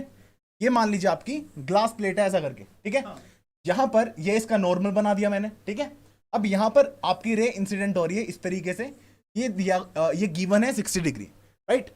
ये आपको गिवन है 60 डिग्री। अब आपको कहा जा रहा है कि जो रिफ्लेक्टेड रे होगी ये आपकी कंप्लीटली पोलराइज रहेगी, ऐसा करके, ठीक है? ये आपकी कंप्लीटली पोलराइज रहेगी। तो ये जो अपना एंगल होगा, एंगल ऑफ इंसिडेंस, इसी को एंगल ऑफ पोलराइजेशन करके अपन कह सकते हैं, राइट? बिल्कुल। सो यहाँ पे एक बार फिर से देख लेते हैं। यहाँ पे आपके पास जो रे है वो अनपोलराइज्ड, यहाँ अनपोलराइज है एंड यहाँ पर रे पोलराइज हो जा रही है रिफ्लेक्शन के बाद, polarised, completely polarise, completely polarise, ठीक है? यहाँ से कुछ वेव जाएगी भी, बिल्कुल एग्जैक्टली, वो भी पोलराइज नेचर की होगी। अब यहाँ पे जो है यूज करो, इसका एंगल भी दिया हुआ था, I suppose angle Shani. Sir basically अगर इस तरीके का क्वेश्चन अपने को सॉल्व करना है, ठीक है? इस तरीके का क्वेश्चन अगर अपने को सॉल्व करना है, यहाँ पर सिंपली हम क्या कर सकते हैं? यहाँ पर भाई जब अपने को अच्छी तरीके से भली बात ही पता है, एक सेकंड, जस्ट अ सेकंड, यहाँ पर कुछ रिफ्रैक्ट हो जाएगा एंड ये जो एंगल होगा एंगल ऑफ रिफ्रैक्शन, IR ऐसा करके कह सकते हैं। और यार जब आपका ब्रेविस्टर्स एंगल होता है, फिर एंगल ऑफ पोलराइजेशन, इस पर आई आर किसके बराबर होता है, 90 minus I P, incident angle, ऐसा करके कह सकते हैं। तो यहां पर अब जब आप स्नेल्स लॉ लगाएंगे तब आप सिंपली कहेंगे, मान लो ऊपर का जो रिफ्रैक्टिव इंडेक्स है n1 है और इस ग्लास का रिफ्रैक्टिव इंडेक्स है n2, तो यहां पर जब स्नेल्स लॉ लगाओगे n1 साइन आई पी कितना गिवन है क्वेश्चन में, 60 डिग्री, इक्वल टू कितना होगा, n2 साइन 90 डिग्री माइनस आपका आई पी, ऐसा करके, ठीक है। तो ये आपका बेसिकली क्या हो जाएगा, n2 cos आई पी, या फिर अगर मैं ऐसा कहूं तो गलत नहीं होगा कि 10 आई पी इक्वल टू आपका कितना है, ये कितना होगा sir, n2 bye n1, exactly. अब आई पी की वैल्यू आपको क्वेश्चन में गिवन है यार 60 डिग्री, ठीक है, 60 डिग्री आपको गिवन है क्वेश्चन के अंदर। 10 60 डिग्री कितना होता है, कितना होता है भाई 10 60 डिग्री, अरे बताओ भाई 10 60 डिग्री कितना होता है। अच्छा, अगर किसी को नहीं याद हो, साइन 60 डिवाइडेड बाय कॉस 60 करके कर लिया करो। एग्जैक्टली, ऐसे भी कर सकते हैं। तो सबको याद ही होगा, साइन का अगर याद नहीं है तो फिर यहाँ पे याद करवाने का मैं तुम्हें एक छोटा मेथड बता दूंगा, अगर नहीं बताओ तो बस आपको यहाँ पर क्या करना है यार, यहाँ पर साइन 10 60 डिग्री आपको रखना है, ठीक है। 10 60 डिग्री कितना होगा, अरे बताओ भाई, साथ के साथ फटाफट से बताओ, ठीक है, सवाल कर देंगे बहुत ज्यादा, ठीक है। जल्दी बताओ। तो बेसिकली अपना कितना हो गया सर, √3 करके इस तरीके से आ गया, n2 बाय n1 की रेशियो आ गई। अब n2 बाय n1 की अपने पास रेशियो यहां पर आ गई है। अब इस चीज को कर लो नोट, इस चीज को मार दो स्टार मार्क, ठीक है, इसको स्टार मार्क कर लो क्योंकि ये आगे हम यूज करने वाले हैं, ठीक है, इसको हम आगे यूज करने वाले हैं। अब आपको यहां पर ध्यान से देखना, ना ही इस ग्लास का जो नेचर है वो आपको पता है, यानी कि उसका रिफ्रैक्टिव इंडेक्स आपको नहीं पता है, और यहीं पर जो ऊपर जो मीडियम है उसका भी आपको रिफ्रैक्टिव इंडेक्स नहीं पता है, आपको एयर वगैरह मेंशन नहीं है, राइट, ना ही वैक्यूम मेंशन्ड है। तो यहां पर इन जनरल भी, इस गिवन कंडीशंस पर इन जनरल भी n1 n2 बिना जाने भी आप क्वेश्चन को सोल्व कर सकते हैं। ये चीज यहां पर देखने की थी। आई थिंक सर, जब भी आपके पास कोई भी चीज रिफ्रैक्शन है, रिफ्लेक्शन परफॉर्म करती है, yes. तो जो हम रिफ्रैक्टिव इंडेक्स लिखते हैं वो ग्लास से वाटर में जा रहा है, relative refractive index, relative refractive index लिखते हैं, कभी भी रिफ्रैक्टिव इंडेक्स अकेला नहीं लिखते। एग्जैक्टली, रिलेटिव रिफ्रैक्टिव इंडेक्स लिखते हैं, तो उस तरीके से भी इस चीज को बिल्कुल रिलेटिवली समझा जा सकता है, और ये वही चीज रिप्रेजेंट कर रही है बेसिकली, यही चीज है, ये आपके पास है 2 and 1, बिल्कुल एग्जैक्टली यही चीज रिप्रेजेंट कर रही है, ठीक है। एंड ओके, इस सेंस में लिखा जा सकता है। अब दोबारा आप स्लेट से लगाओ, अब क्वेश्चन क्या कह रहा है, अब क्वेश्चन कह रहा है कि अगर एंगल ऑफ इंसिडेंस 45 डिग्री हो जाए, अगर अब एंगल ऑफ इंसिडेंस 45 डिग्री हो जाए तो इस केस में एंगल ऑफ रिफ्रैक्शन क्या होगा, ये चीज आपसे पूछी जा रही है। अरे यार, अब दोबारा मान लो एक रे आई 45 डिग्री पर, एक रे आई 45 डिग्री पर, तो दोबारा आप स्नेल्स लॉ लगा दो। दोबारा आप स्नेल्स लॉ लगाओगे तो क्या होगा, अरे यार दोबारा स्नेल्स लॉ लगाओ, n1 साइन थीटा, एंगल कितना गिवन है 45 डिग्री, राइट, तो ये चीज अपनी कितनी हो गई 1/√2, ऐसा करके कह सकते हैं, और इक्वल टू n2 अपना क्या हो जाएगा साइन आई आर, ऐसा करके कह सकते हैं, ठीक है, एंगल ऑफ रिफ्रैक्शन। अब यहां से आपको भली ही बात ही पता है कि बेसिकली ये चीज क्या हो जाएगी, n1 बाय n2 इंटू 1/√2, ये अपना आया भाई साइन आर, इस तरीके से कह सकते हैं, इस तरीके से कहा जा सकता है। अब n2 बाय n1 आपने निकाला था, n2 बाय n1 कितना आया था अपना √3, तो ये चीज आपके पास कितनी आ जाएगी, ये चीज आपके पास आ जाएगी अंडर ऑफ बेसिकली 1/√3 इंटू 1/√2, इसे क्या कहा जा सकता है 1/√6 कह सकते हैं। ये अपना आया साइन आई आर की वैल्यू, या फिर यहां से क्या बोल लो, यहां से बोल दो कि आई आर ये कितना हो गया आपका साइन इनवर्स 1/√6, ऐसा करके। तो कौन सा करेक्ट ऑप्शन आ रहा है भाई, बहुत बढ़िया, ठीक है, बिल्कुल कॉस इनवर्स नहीं आना चाहिए बच्चे, साइन इनवर्स ही बिल्कुल आएगा। भाई, साइन इनवर्स ही यहां पर अपना रहेगा। ध्यान से देखो, यही तो चीज है क्वेश्चन में, देखो ऑप्शन आपको ऐसे ही मिलेंगे, अगर आपने हल्की सी गलती करी और वो करेक्ट ऑप्शन मिलेगा आपको। हाँ, ऑप्शन में देखना रिफ्रैक्शन पूछा था, रिफ्लेक्शन का नहीं, तो अगर कुछ बच्चे रिफ्लेक्शन का कर रहे हैं तो आपके पास शायद कॉस आ रहा होगा 90 माइनस करके, अदरवाइज वही वाला है। हाँ, डायरेक्ट ब्रूस्टर एंगल और अप्लाई कर लेते हैं, फिर भी आ जाता। एग्जैक्टली, तब एक क्वेश्चन को करने के मेथड काफी सारे होते हैं, आई थिंक ये जो है बेसिक मेथड, तभी मैंने जो है इसके आगे अकॉर्डिंग करा, ठीक है। तो हमारे यहाँ पर यार ऑप्शन नंबर बी करेक्ट रहेगा, ठीक है, साइन इनवर्स 1/√6 ऐसा करके, ठीक है। चलो भाई, आई होप आप सभी को समझ आया होगा, ठीक है। अगले क्वेश्चन की ओर चलते हैं, राइट, चलो भाई, ठीक है। तो भाई सभी का इतना ही आंसर आ रहा होगा, आई होप। नेक्स्ट क्वेश्चन की ओर बढ़ते हैं। हाँ, सो नेक्स्ट क्वेश्चन आते हैं फिर से हम। अब देखो, बड़ा सिंपल क्वेश्चन दिया हुआ है आपके पास, क्या पूछा है क्वेश्चन में? सिर्फ आपके पास एक कोऑर्डिनेट दिया हुआ है, उसके अलावा आपके पास एक मोमेंटम दिया हुआ है, और आपको बताना है इनमें से कौन सा पेयर जो है वो कैनोनिकल है। कैनोनिकल करने के लिए हम क्या करते हैं? कैनोनिकल ब्रैकेट सॉल्व करते हैं। जैसे ये ए और बी है, इसके लिए अगर आपको सॉल्व करनी है तो ये होती है del A by del Q, del B by del P, minus del A by del P, और del B by del Q. और अगर बोला जाए कि कोई चीज कैनोनिकल है तो इसका मतलब यह है कि इसका आंसर 1 आना चाहिए। और आपको ये करना क्या है इस क्वेश्चन में? इन सभी को सॉल्व करके देखना है कि किसके लिए ये चीज जो है 1 आती है। और आपके पास यहाँ पे सारे पेयर्स दिए हुए हैं, q minus P, P minus Q, और Q square minus P square. हाँ, सो बिल्कुल फटाफट से यार एक बार ऑप्शंस क्लियरली देख लो और जल्दी से बताओ यार करेक्ट आंसर क्या आ रहा है। हाँ, तो देखो बस सिंपल सा काम करना है, इनकी जगह ए और बी की जगह ये जो है कॉन्टिन्यूसली पुट करके देखो, और देखो किसके लिए आंसर जो है 1 आता है। अब इसमें सभी बच्चों को शायद सभी के सभी सॉल्व करने पड़ रहे होंगे, लेकिन एक बार सॉल्व करने पड़ेंगे, 2 बार सॉल्व करने पड़ेंगे, तीसरी बार आप देख के बता सकते हो कि कौन सा ऑप्शन है सही। और आई थिंक आप सभी का वो लेवल आ चुका है, क्योंकि मैं 2 आंसर यहाँ पे देख रहा हूं कि 2 बच्चों ने बता दिया सी ऑप्शन करेक्ट है। हाँ, तो सी पे देखते हैं जरा। इसके अलावा और कोई ऑप्शन किसी को सही लग रहा हो तो भी बताए। ओके ओके, चलो फिर ऐसा करते हैं, इसको सॉल्व करके देख लेते हैं पी और माइनस क्यू के लिए। अब यहाँ पे मैं क्या करूंगा? डिवीजन करूंगा पी के साथ, पी का करूंगा क्यू के साथ, सॉरी, और यहाँ पे करूंगा माइनस क्यू का पी के साथ। तो सभी को पता ही चल रहा होगा यहाँ से क्या आने वाला है, पी का करूंगा पी के साथ, और यहाँ पे करूंगा माइनस क्यू का क्यू के साथ।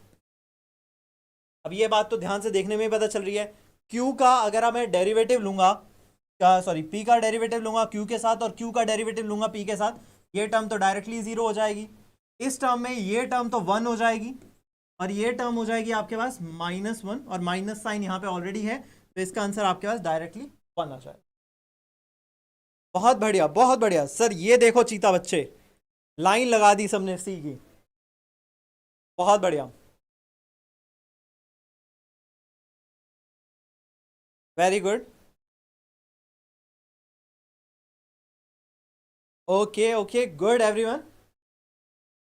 तो अभी मुझे बताओ, किसी को देखो क्लासिकल के 2 क्वेश्चंस कैसे आए। सबसे पहला क्वेश्चन आपके पास आया रिलेटिविटी से, दूसरा क्वेश्चन आपके पास आया पॉइजन ब्रैकेट से। क्या इन दोनों ब्रैकेट्स में, पॉइजन ब्रैकेट और जो है रिलेटिविटी में, कोई कंफ्यूजन है किसी को? सिंपल फॉर्मूला बेस्ड क्वेश्चंस होते हैं, हल्का फुल्का इनके साथ आसपास करें जो है कॉन्सेप्ट होता है, बस इतनी सी बात होती है इन दोनों। इसके अलावा जो पहले जो क्वेश्चंस करवाए गए वो आपके पास था स्नेल्स लॉ के और एक मैग्नेटिक फील्ड का, वो भी बड़े सिंपल से कॉन्सेप्ट्स होते हैं। तो अब चलो आगे बढ़ते हैं नेक्स्ट क्वेश्चन की ओर। ये वाला क्वेश्चन तो सभी ने कर लिया, आई नंबर सी। हाँ, तो देखो कभी सभी ने लाइन वाइज, बिल्कुल। तो आई होप किसी को कोई डाउट भी नहीं होगा फिर तो। फिर चलो बढ़ते हैं आगे। बिल्कुल, और भाई सभी लोग यार लाइक वाइक कर दीजिए फटाफट से, ठीक है। तो चलो भाई बढ़ते हैं नेक्स्ट क्वेश्चन की ओर। भाई ये रहा आपका अगला क्वेश्चन। ये क्वेश्चन है भाई आपका इंटीजर टाइप आंसर, यानी कि आपका ऑप्शन नंबर सी में जो क्वेश्चंस आते हैं उस तरीके का। अच्छा हाँ, एक ये क्वेश्चंस होते हैं, इनमें आपके पास जो है 4 जो है वर्ड्स में आंसर लिखना होता है। Yes. तो जैसे आपका आंसर आया 4, आप उसे 4 नहीं लिखोगे, आप उसे लिखोगे 0 0 0 4 ऐसे लिखोगे, और साथ में डॉट्स भी पिक करोगे, मतलब सर्कल भी करोगे डॉट्स को। एग्जैक्टली। फिर वो आंसर काउंट होगा। अगर किसी ने भी अकेला 4 लिखाया तो आंसर भी काउंट नहीं होगा। तो इसका आंसर भी इसी फॉर्म में अभी सभी बताएं, ठीक है। अभी यहाँ पर सर अभी के लिए हम क्या करते हैं, अभी के लिए मान लो इस क्वेश्चन को आप बेशक डेसिमल प्लेसेस तक बता दीजिए, हाँ, ठीक है, लेकिन एग्जामिनेशन में इस फॉर्मेट में आपको करके आना है, ठीक है। इंस्ट्रक्शंस आप अच्छे से पढ़ेंगे, वहां पर इसी तरीके से हो जाएगा। फिलोसफर जी क्या कह रहे हैं, the link is not working, just series. Okay, तो भाई आप उस नंबर पर कांटेक्ट कर सकते हैं, या फिर इवन वही आपसे अभी कांटेक्ट भी कर लेंगे। आप एक बार उस नंबर पे कांटेक्ट करके देखो, ठीक है। उस गिवन नंबर पर आप कांटेक्ट करके देखो, वेबसाइट खोलो, वेबसाइट खोलते ही वहां पर आपको पेमेंट वगैरह का सेक्शन मिल जाएगा जस्ट सीरीज का, वहां पर आप कांटेक्ट कर भी देख सकते हो। देन सारी चीजें सिंपली रिजॉल्व हो जाएंगी, कोई दिक्कत की बात नहीं है, ठीक है।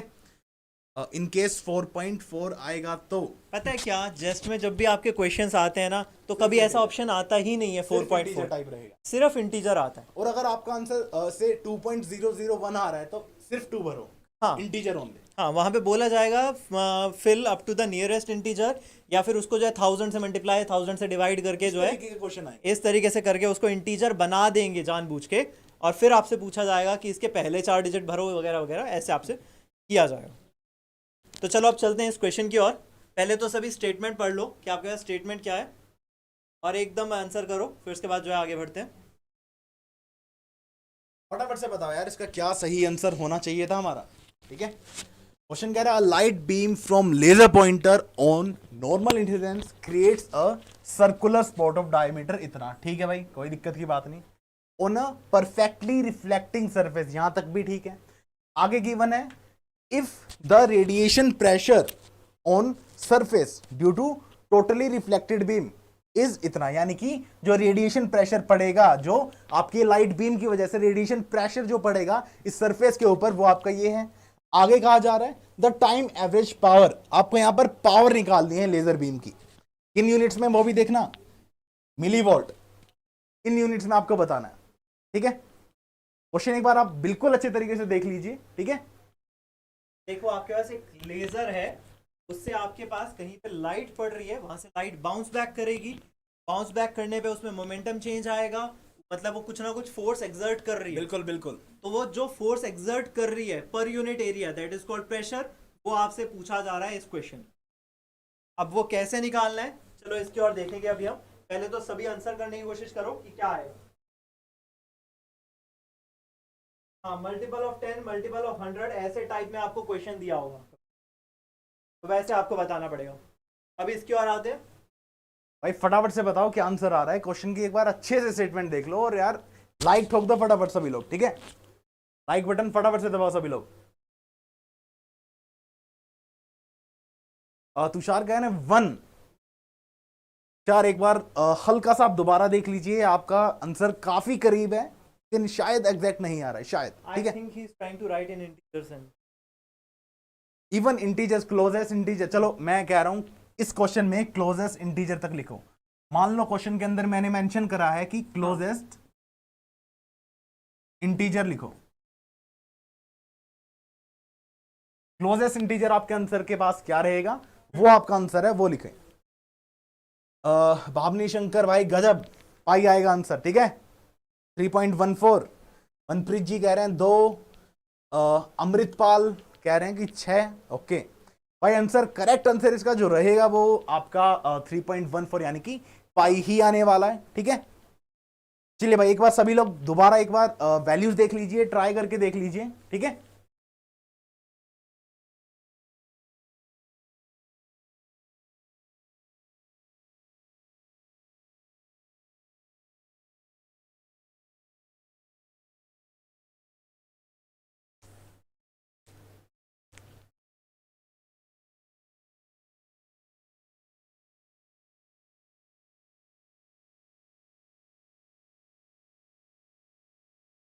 बताओ भाई फटाफट से।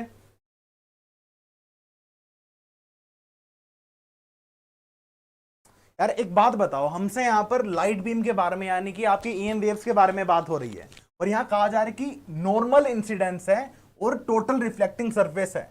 अगर मान लो कि ऐसा सिस्टम है, राइट, यहां पर आपकी बीम आई, टकराई नॉर्मली एंड 100% रिफ्लेक्ट बैक होकर चली गई, ऐसा केस। अगर इस पॉइंट पर, इस इंस्टेंस पर अगर हम देखें कि आपका यहां पर चेंज इन मोमेंटम क्या रहेगा, वो क्या रहेगा हमारा sir? Change in momentum basically क्या कह सकते हैं, अगर इनिशियली मोमेंटम डाउनवर्ड्स आ रहा था, देन रिफ्लेक्ट होने के बाद मोमेंटम अपवर्ड्स आएगा, यानी कि चेंज इन ये क्या हो जाएगा, P माइनस P, इस तरीके से ट्वाइस ऑफ P करके आपका यहां पर इस तरीके से आ जाएगा। और यहां पर मोमेंटम जो आपका इंसिडेंट लाइट थी, जो आपकी ईएम वेव थी, उसके कॉरेस्पॉन्डिंग जब आप मोमेंटम लिखेंगे, सिंपली क्या लिखेंगे, energy corresponding to it divide by, बिल्कुल इस तरीके से आप लिख सकते हैं। अब यहां पर देखो आगे क्या मामला है। अब यहीं पर ये तो हमने बात करी एक फोटोन के बारे में, यहां पर एनर्जी, ई एनर्जी हम जो कह रहे हैं ये एक फोटोन की है। अगर मान लो n नंबर ऑफ फोटोन्स इस तरीके से स्ट्राइक कर रहे हैं, तो चेंज इन मोमेंटम अब क्या हो जाएगा, ट्वाइस ऑफ 2/c आपका यहां पर n number of photons times H mu, इस तरीके से हो जाएगा, ठीक है, राइट। बिल्कुल। ऐसा करते हैं, थोड़ी सी जो है इमेज इनको क्लियर करते हैं। ओके, तो मान लो ये एक लेज़र है आपके पास, यहाँ पे एक लेज़र भी ड्रॉ कर देते हैं, थोड़ी सी इमेज और ज़्यादा क्लियर करते हैं। इससे जो है आपके पास लाइट निकल रही है, लेज़र लाइट निकल रही है, और ये आपका रिफ्लेक्टिंग सरफेस है, यहाँ पे ये आपकी जो है लाइट पड़ रही है। यहाँ पे दिया हुआ है ये कितने एरिया पे लाइट पड़ रही है, वो आपके पास मेंशन है, गिवन है क्वेश्चन, राइट। वो वैल्यू गिवन हाँ, है, वो वैल्यू गिवन है आपके पास क्वेश्चन में। अब हम क्या कर रहे हैं, मान लो ये जो लेज़र लाइट है बहुत सारे फोटोन से मिलकर बनी होगी। एक फोटोन ये रहा, एक फोटोन ये रहा, एक फोटोन ये रहा, एक फोटोन ये रहा। अब एक फोटोन गया, इस पे टकराया, इस फोटोन का मोमेंटम कितना था, E बाय, राइट। जब वो टकरा के वापस आएगा, उसके मोमेंटम में तो चेंज नहीं आया, वो फिर भी E बाय सी। तो डेल्टा P जब हमने निकाला वो क्या था आपके पास, E बाय सी। अब डायरेक्शन चेंज हो गई, minus of minus E by C. Exactly इस तरीके से, एग्जैक्टली इस तरीके से। हाँ, तो अब यहाँ पे आ जाएगा 2E बाय सी, और सिंपली आपके पास n के लिए निकालेंगे तो आपके पास n टाइम मल्टीप्लाई हो जाएगा। यहाँ पर एनर्जी ऑफ वन फोटोन हम मानकर चल रहे हैं। अगर n नंबर ऑफ फोटोन्स रहेंगे तो उनके कॉरेस्पॉन्डिंगली अपना सिंपली ऐसा आ जाएगा, twice 2 by C number of photons जितने आप ले रहे हैं times h mu, energy of that photon, ठीक है। तो सबको पता ही होगा, एनर्जी ऑफ फोटोन हो जाता तो ये चीज अपने पास फाइनली चेंज इन मोमेंटम आ गया। अगर अब मैं कहता हूं कि पर सेकंड, एक सेकंड में मैं निकालूं कि ये चेंज इन मोमेंटम पर सेकंड कितना आ रहा है, तो पर सेकंड चेंज इन मोमेंटम अपना कितना रहेगा, राइट। चेंज इन मोमेंटम पर सेकंड, राइट, इन 1 सेकंड में अगर बात करूं तो सिंपली अपना यही रहेगा 2n h mu divide by c, इस तरीके से। अब एक सेकंड के लिए हमने देखा कि चेंज इन मोमेंटम इतना आ रहा है, ठीक है। मान लो कि एक सेकंड में n नंबर ऑफ फोटॉन्स टकरा कर जा रहे हैं, और उस हिसाब से हमने यहां पर लिख दिया है कि आपकी एक सेकंड में चेंज इन मोमेंटम इतना आ जाएगा। इतनी चीज क्लियर है। अब यहीं पर प्रेशर हमारा क्या होता है, अरे भाई यहां पर चेंज इन मोमेंटम पर सेकंड, क्या अपन इसको प्रेशर की टर्म्स में लिख सकते हैं? अरे भाई कहीं ना कहीं क्या ये चीज फोर्स को रिप्रेजेंट कर रही है, कहीं ना कहीं क्या ये चीज फोर्स को रिप्रेजेंट कर रही है। अब यहीं पर जब हम रेडिएशन प्रेशर के बारे में बात करेंगे तो रेडिएशन प्रेशर क्या होगा, रेडिएशन प्रेशर हमारा क्या आएगा, से रेडिएशन प्रेशर P आपका यहां पर है, तो यहां पर कितनी फोर्स आपकी लग रही थी, फोर्स आपकी लग रही थी 2 by C N H mu ऐसा करके, और पर यूनिट एरिया ए ऐसा करके, राइट, इस तरीके से। अब यहां पर आपको लगभग सभी कुछ चीज गिवन है, और आपको क्वेश्चन में पहचानना है कि क्या सोल्व करना है, ठीक है। क्वेश्चन को एक बार देख लीजिए। प्रेशर आपके पास है, प्रेशर आपके पास है, ये एरिया क्वेश्चन में आपको गिवन है, डायमीटर क्या होगा, राइट, एंड अदर चीजें भी आप यहां पे निकाल सकते हैं, ठीक है। इजीली अब आप चीजों को निकाल सकते हैं। आपके पास रेडियस या डायमीटर दिया हुआ था, बिल्कुल, उससे आप जो है एरिया निकाल सकते हैं, जो यहाँ पे पीछे स्टेटमेंट देख लेते हैं सर एग्जैक्टली। हाँ, सो रेडिया के लिए जो है यहाँ पे डायमीटर दिया हुआ है, उसका डायमीटर गिवन है, उसका डायमीटर गिवन है आपके पास, और यहाँ पे आपके पास टोटली रिफ्लेक्टिंग बीम, उसका ये भी गिवन है। तो ये वाला एरिया जो आपको गिवन है, ये वाला एरिया जो यहाँ पे स्पॉट बनाएगा, उसका एरिया आपके पास गिवन है, स्पॉट बना रहा है वो। ये सारी चीजें गिवन है, बस उसके आगे जो आपका कैलकुलेशन वाला पार्ट रहता है। अब तो बस भाई देखो क्या होगा, यहाँ पर अपना ये जो चीज, यहाँ पर ये जो मामला है, क्या अपन इसको पावर की टर्म्स में डिनोट कर सकते हैं? भाई क्या इस चीज को हम पावर की टर्म्स में डिनोट कर सकते हैं, इस वाले पोर्शन को? अब यहाँ पर आपसे पावर ही पूछा है, टाइम एवरेज पावर ही पूछा है, तो यहाँ पर सब कुछ ये चीजें आपको गिवन है, और आपको टाइम एवरेज पावर ये वाली चीज निकालनी थी, ठीक है। तो आपका सिंपली बहुत आसानी से क्वेश्चन सॉल्व हो जाएगा, ठीक है। सिंपली आप power, energy per unit time उस सेंस में भी देख सकते हैं, ठीक है। तो ये आपको कुछ पावर करके रहेगा, एंड सिंपली बाकी चीजें गिवन है। सी आपकी स्पीड ऑफ लाइट है 3 × 10⁸ मीटर पर सेकंड, एंड फर्दर बाकी आप सब कुछ सॉल्व कर ही सकते हैं, ठीक है। आई होप भाई यहां तक किसी को कोई भी दिक्कत नहीं होगी। सिंपली आपको वैल्यूज पुट करनी है, आंसर आ जाएगा फटाफट, ठीक है। तो यहाँ तक किसी को कोई दिक्कत तो बता दो, यहाँ पे भी बिल्कुल बिल्कुल इसी तरीके से सर। बहुत से बच्चों का ऑप्शन सही आ रहा था, यानी कि उनकी वैल्यू 3.14 आ रही है। 3.14 क्या, मिलीवोल्ट ऐसा करके, यही अपने ऑप्शन गिवन 5 मिलीवोल्ट करके आपका आंसर आ रहा होगा। ध्यान से देखो, ठीक है। चलो भाई आगे चलते हैं। ओके, नेक्स्ट क्वेश्चन की ओर बढ़ते हैं देन। ओके, नेक्स्ट क्वेश्चन आपके पास ये रहा। अब इस क्वेश्चन में देखो, एक और क्लासिकल का क्वेश्चन है हमारे पास। ओके, अब इस क्वेश्चन में देखो आपके पास क्या दिया है, एक लड़की है जो टाइम पीरियड मेजर कर रही है, वो भी एक स्टेशनरी जो है पेंडुलम का। अब उसमें जो है उसने फाइंड किया कि ये t सेकंड लगाता है, टी सेकंड लगाता है ऑसिलेशन कंप्लीट करने के लिए। टाइम पीरियड को हम कैसे लिखते हैं, 2 pi under root L by, ये टाइम पीरियड इसने इतना लगा रहा है टी सेकंड। वो देखा कि वो अब लिफ्ट से जा रहे हैं और लिफ्ट ऊपर जा रही है। अब लिफ्ट ऊपर जा रही है और उसका एक्सेलरेशन इतना है, तो अब हमें बताना है कि हमारा जो ये टाइम होगा वो किसके इक्वल। यार यहाँ पर देखो क्वेश्चन बिल्कुल बालकों वाला है, पेन तक उठाने की शायद इसमें जरूरत नहीं है, इफेक्टिव एक्सेलरेशन देखनी है बस आपको। टेस्ट का क्वेश्चन है। और सर ये जहां test का तक question है। मुझे याद आ रहा है ऐसे क्वेश्चंस पहले भी रिपीट हाँ। हो चुके हैं, ठीक है। बिल्कुल बिल्कुल। अब इसमें होता क्या है, इस क्वेश्चन को थोड़ा सा मॉडिफाई करता हूँ, यहाँ पे लिख देता हूँ जी इफेक्टिव। बिल्कुल बिल्कुल। आपने जनरली ये क्वेश्चन पढ़ी होगी, इसको मैं लिख देता हूँ जी इफेक्टिव। और जी इफेक्टिव आपके पास क्या है, अर्थ का। अब एक बात बताओ भाई, Plus- जब आप लिफ्ट में होते हो, चलो। जब लिफ्ट ऊपर की तरफ जाती है, क्या आपको हल्की सी कुछ फोर्स फील होती है? फोर्स फील क्यों होती है? आपका मास तो चेंज हो नहीं रहा। क्या चेंज हो रहा होता है? वो नेट एक्सेलरेशन चेंज हो रही होती है, जो आपको अर्थ की वजह से, मतलब बेसिकली आप अपने आप को एक सिस्टम माने, हाँ। तो आप पर जो नेट एक्सेलरेशन लगी होगी वो थोड़ी चेंज हो जाती है। और चेंज कैसी होती है?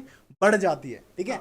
और अगर बिल्कुल बढ़ गई यहाँ पे तो इतनी अमाउंट से, तभी यहाँ पर प्लस साइन लिया गया है। आपने देखा होगा भाई, लिफ्ट जब नीचे जाती है तो काइंड ऑफ हल्का हल्का फ्री फॉल वाली फील आती है, तो उस तरीके से यहाँ पर आप देख सकते हैं नेगेटिव या पॉजिटिव साइन क्या रहेगा।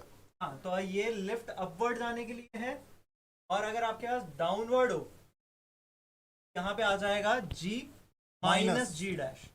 और अगर आपको पता ही है एक्सेलरेशन ड्यू टू ग्रेविटी या फिर नॉर्मल एक्सेलरेशन भी आपके पास एक वेक्टर क्वांटिटी है, तो उसके अकॉर्डिंग भी वेक्टर कन्वेंशन से भी आप चल ही सकते। अब यहाँ पे पुट करते हैं जी इफेक्टिव क्या आएगा बताओ यार फटाफट। अरे यार जी अपने को बचपन से पता है जी क्या होता है अपना, ठीक है। और यहाँ पर जी/4 जी डैश दे रखा है, यानी कि और लिफ्ट आपकी कितने एक्सेलरेशन से मूव कर रही है। लिफ्ट की जो एक्सेलरेशन है वो है जी/4, तो जी प्लस जी/4 सिंपली 5g/4 इस तरीके से हो गया। बिल्कुल। क्या आ गया, हम पुट करेंगे इसको। उठा के पटक दो बस, आ गया बस, आंसर। और आपके पास t की वैल्यू क्या आ गई, 2 पाई, और यहाँ पे आपके पास 4 ऊपर ले जाएंगे L/5g। बिल्कुल सर। और यार एक बात बताओ, आपको अगर टी टाइम पीरियड इस तरीके से पहले इनिशियली क्वेश्चन गिवन था, अगर इनिशियली टाइम पीरियड टी आपको इस तरीके से गिवन था और आपको उसी की टर्म्स में बताना है, तो हम यहाँ क्या चीज कॉमन ले सकते हैं सर बाहर? 4/5 को common बिल्कुल, ले लेंगे। 4/5 वाली टर्म को अपन बाहर कॉमन ले लेंगे, तो अपने पास करेक्ट आंसर क्या आ जाएगा सर? हमारे पास आ जाएगा 2/√5, और जो ये पहले वाला टी है, ये वाला टी आ गया इसके हमारे सामने, ठीक है। T डैश डाल। पहले वाला टी आपका इज नथिंग बट, इनिशियली जो आपका टी था it was nothing but 2π√L/g, ऐसा करके। हाँ, ये जो जी है इसके नीचे जी इफेक्टिव नहीं है, ये दूसरे वाला जी। ये इनिशियली था जो आपको गिवन था, आपने बस इसकी टर्म्स में लिख दिया कि आपका टी डैश क्या हो जाएगा, राइट। एक्सेलरेशन चेंज करने की वजह से आपका किस तरीके से यहां पर चेंज आएगा टाइम पीरियड में, वो हमने देखा। और आपका ऑप्शन सी करेक्ट आ गया। अब देख के बताओ भाई, सवाल को देखकर बताओ, क्या आपका टाइम पीरियड कम हुआ ज्यादा हुआ? हाँ बिल्कुल, ये भी बताओ। अगर आपसे रेशियो पूछता कि भाई रेशियो बताओ, एक से बड़ी आएगी कम आएगी? बिल्कुल बिल्कुल। अब बताओ, आपकी ग्रेविटी बढ़ रही है, मतलब एक्सेलरेशन ड्यू टू ग्रेविटी बढ़ रही है, तब आपका टाइम पीरियड कम होगा या ज्यादा होगा? और अगर जो आपकी क्या कहते हैं लिफ्ट थी, वो ऊपर जाने के बजाय अगर नीचे जाएगी, तब टाइम पीरियड बढ़ेगा या कम होगा? चलो भाई, अभी शुरुआत में इनिशियल स्टेट में हम बात करते हैं कि अपना क्वेश्चन वाला ही केस, कि लिफ्ट अपवर्ड जा रही है, ठीक है। यानी कि नेट एक्सेलरेशन जो है वो कुछ ज्यादा मिलेगी पहले के रेस्पेक्ट में। उस केस में टाइम पीरियड घट रहा है बढ़ रहा है, ये बताओ फटाफट से देख के बताओ भाई। जेस्ट का फेवरेट सवाल है, जेस्ट इसी तरीके के सवाल पूछेगा, 2 + 2 4 नहीं पूछेगा, लॉजिकल सवाल पूछेगा। आपसे एक्सपेक्ट करते हैं कि कुछ चीजें आपको आती होंगी, आप इजीली सॉल्व कर पाएंगे, उनके कंक्लूजन से आप आंसर बताएं, राइट। अब यहां तक सभी लोग पहुंच गए होंगे मेरे ख्याल से। 2/√5, अरे यार √5 कितना होगा? अरे भाई √4 2 होता है, यानी कि 2 से कुछ बड़ा क्वांटिटी यहां रह रही होगी। और नेक्स्ट आपका 9 होता है, 4 to 9, यानी कि 2 पॉइंट समथिंग, इस तरीके से 2/2 पॉइंट समथिंग। यार क्या 1 से छोटा नहीं हुआ? राइट, क्या 1 से छोटा नहीं हुआ? तो यानी कि मैं गारंटीड यहां पर कह सकता हूं कि जो आपका टी डैश है ये आपका कम होगा विद रिस्पेक्ट टू टी। और यहीं पर ये कौन सा केस है? जब आपका जी इफेक्टिव जो था, ये आपका क्या था? जी प्लस समथिंग, यानी कि जब आपकी लिफ्ट अपवर्ड जा रही थी उस केस में। अब यहीं पर सिमिलरली बिना क्वेश्चन को सॉल्व करे सीधा आप लिख कर देख सकते हैं, चेक कर सकते हैं कि T dash greater than T आपका कब आता? जब आपका जी इफेक्टिव आपका क्या होता भाई? जी माइनस समथिंग, यानी कि जब आपकी लिफ्ट डाउनवर्ड जा रही थी, नेक्स्ट एक्सेलरेशन आपकी कम हो गई होती। तो अगर ये इसी वाले केस में भी अगर हम करें इस वाले केस में अगर आपके पास g/4 से नीचे जा रही होती तो आपके पास क्या आता, g माइनस g/4, तो यहाँ पे आ जाता 3g/4। और फिर से आप क्वेश्चन में पुट करोगे तो आपके पास क्या आ जाएगा, क्वेश्चन में इस बार आ जाएगा 2/√3 इंटू टी। अब यहाँ पे देख सकते हो √3 आता है 1.732, तो यहाँ पे भी आपको अंदाजा लग जाएगा कि आराम से कम आ रहा है। √3 की वैल्यू भाई आपको पता है 1.732 होगी, 2/1.73 ऑफ कोर्स 2 से ज्यादा रहेगा, ठीक है। बिल्कुल। करीब करीब आप फर्दर सॉल्व करना चाहें तो जब भी कर सकते हैं, ठीक है। हाँ। चलो अभी तो उसकी जरूरत है ही नहीं, राइट। तो इस तरीके से आप भाई कैलकुलेटर, आपको साइंटिफिक कैलकुलेटर तो अलाउड रहता है, ठीक है, उसमें कोई दिक्कत की बात नहीं है। अगर आपका वहाँ OMR शीट वाला आया तब भी दिक्कत की बात तो कहाँ है, साइंटिफिक कैलकुलेटर अलाउड है भाई, इंस्ट्रक्शन पढ़ो ढंग से, ठीक है। सर बच्चे दोबारा बिल्कुल सही आंसर दे रहे हैं, ठीक है। सर मैं कह रहा हूँ जो रैंक आएगी ना, लिस्ट आएगी, एक से नहीं बच्चों का नाम चालू होगा, मैं भी यही चाहूंगा, ठीक है। तो भाई मैं आपको रिपीट कर रहा हूँ, दोबारा बता रहा हूँ, जो इस लेक्चर की PDF है और जो कॉन्टेस्ट है वो आपको ऐप पर मिल जाएगा, और साथ ही में जेस्ट का जो सिलेबस है वो भी आपको ऐप पर अब अवेलेबल हो जाएगा, तो कोई दिक्कत की बात ही नहीं है, ठीक है। और भाई जिसकी जेस्ट की टेस्ट सीरीज के रिगार्डिंग पेमेंट में कोई दिक्कत थी, सिंपली यार उन नंबर्स पर आप एक बार कॉल करिए, मैं आपको दिखा भी देता हूँ, ठीक है। उन नंबर्स पर आप जस्ट सिंपली एक बार कॉल करिए and everything will be sorted, ठीक है। ये आपके पास नंबर है भाई, सिंपली 91 नंबर यहाँ पे लिख देते हैं, 91722 91722 ठीक है। या तो इस नंबर पर आप कांटेक्ट कर सकते हैं, या फिर आप चाहें तो इस नंबर पर भी कांटेक्ट कर सकते हैं, ठीक है। चाहे तो इस नंबर पर भी आप कांटेक्ट कर सकते हैं, 7758924791, ठीक है। आप ऑफिशियल वेबसाइट पर जाओ, वहां भी सपोर्ट सेक्शन में आपको हेल्प बिल्कुल मिल जाएगी, कोई दिक्कत की बात ही नहीं है। ओके सर भाई, आपको सचिन अगर आपको PDF चाहिए तो आप बिल्कुल इसकी PDF आपको मिल जाएगी, अभी जस्ट लेक्चर के बाद ही मिल जाएगी। आपको बस एप्लीकेशन डाउनलोड करनी है, वहां रजिस्टर करना है, रजिस्टर वाले सेक्शन में MSc एंट्रेंस वाला इस तरीके से रहेगा, राइट। कोर्सेज आप एक बार देख लीजिएगा, जेस्ट वाले कोर्स पर आपको क्लिक करना है सिंपली, एंड आप सिंपली वहां पर इस चीज को आप मिल पाएंगे। एक वीडियो इसके रिगार्डिंग शायद ऑलरेडी बनाई हुई है, उसको भी आप देख सकते हैं, राइट। कोई दिक्कत की चीज नहीं होगी यहाँ, ओके। तो भाई आज के लिए इतना ही। सभी लोग जो भी जेस्ट 2022 एग्जाम देने वाले हैं, सभी को ऑल द बेस्ट तो है ही, साथ में आपको मॉक टेस्ट की बहुत जरूरत है इस समय। मॉक टेस्ट ये जो आपका प्रिपरेशन को शेप दे सकते हैं, ठीक है, बिल्कुल। और कहीं ना कहीं इफेक्टिवली सर इस पे बिल्कुल फर्क पड़ता ही है। हाँ, फाइनल ऑब्वियस ही बात है, जब आपका लास्ट फेज चल रहा है, यही कुछ बातें जो हैं आपकी जो पूरी प्रिपरेशन पे असर डालेंगी। लास्ट मिनट पे स्ट्रेटजी डेवलप करनी ही करनी है। मेरे को पक्का पता है CSR के लिए बच्चे जो है स्ट्रेटजी डेवलप करके गए थे, फिर उसके बावजूद भी फेल हुई, लेकिन फिर उसके बावजूद भी आपको इसके लिए जो है स्ट्रेटजी डेवलप करके जानी ही जानी है। और अगर आपके पास कुछ हल्की सी भी गुगली हुई तब भी सोच के जाना है कि क्या करना है और क्या नहीं। तो अब जो है लेवल अप होने जा रही हैं चीज़ें, तो आपको भी एक लेवल अप होना ही होना है। CSR लेवल अप हो गया, गेट लेवल अप हो गया, जेस्ट भी होगा ही होगा। तो चलो आज के लिए भाई सभी लोग इतना ही। अब सर 99 लाइक्स हो चुके हैं, मैं कह रहा हूँ सेंचुरी मार दो बच्चों, ठीक है। अरे गजब सर, देखा कहते हैं।